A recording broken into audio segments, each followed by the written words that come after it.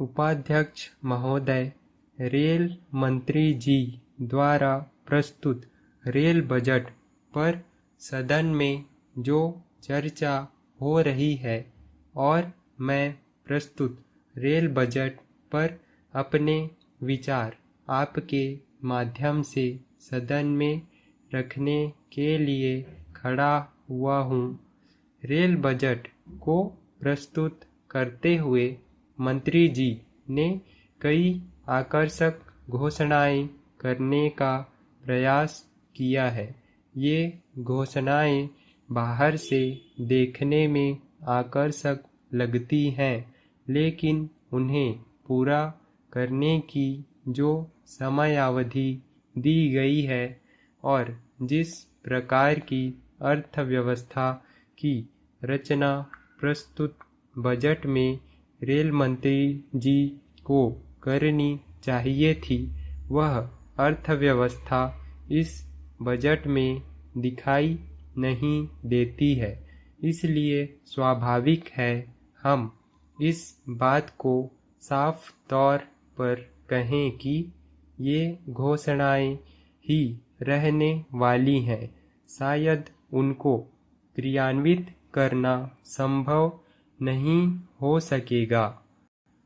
मंत्री जी ने अपने बजट भाषण में कहा है कि उनके द्वारा 1000 किलोमीटर रेल लाइन का आमान परिवर्तन किया जाएगा।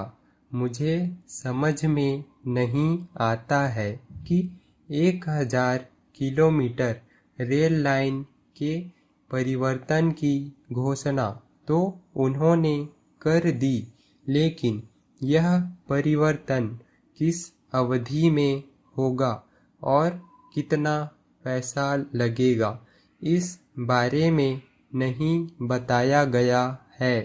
इसी प्रकार रेल लाइनों को दोहरीकरण, सुरक्षा और पुराने सर्वेक्षणों की समीक्षा करने की बात भी कही है, लेकिन पूरे बजट को देखने के बाद यह कहीं भी प्रतीत नहीं होता है कि इसकी व्यवस्था करने के लिए धन को कहीं से इकट्ठा करने जा रहे हैं।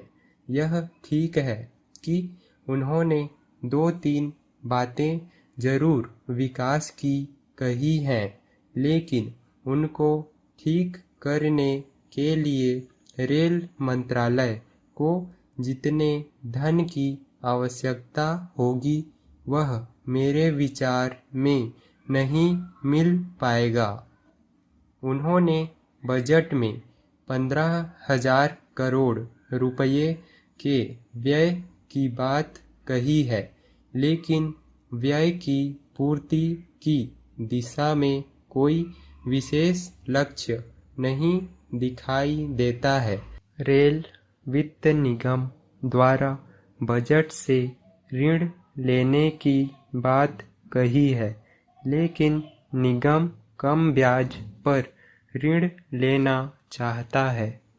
इस ऋण की उपलब्धि कैसे होगी या नहीं होगी, इस बारे में शंका बनी हुई है। मंत्री जी जब सदन में उत्तर दें तो वे कृपा करके इसके बारे में स्थिति स्पष्ट करें। इस संबंध में रेल मंत्रालय का ध्यान आकर्षित करते हुए मैंने कहा था कि निर्धारित राशि में वह लक्ष्य पूरा होने वाला नहीं है। इसलिए मैं निवेदन करना चाहता हूँ कि नई घोषणाएं करने से पहले अधूरे कामों को पूरा करने की दिशा में त्वरित कदम उठाएं, न कि सिर्फ नई घोषणाएं करके अधूरे कामों को बीच में ही अधूरा छोड़ देना चाहिए।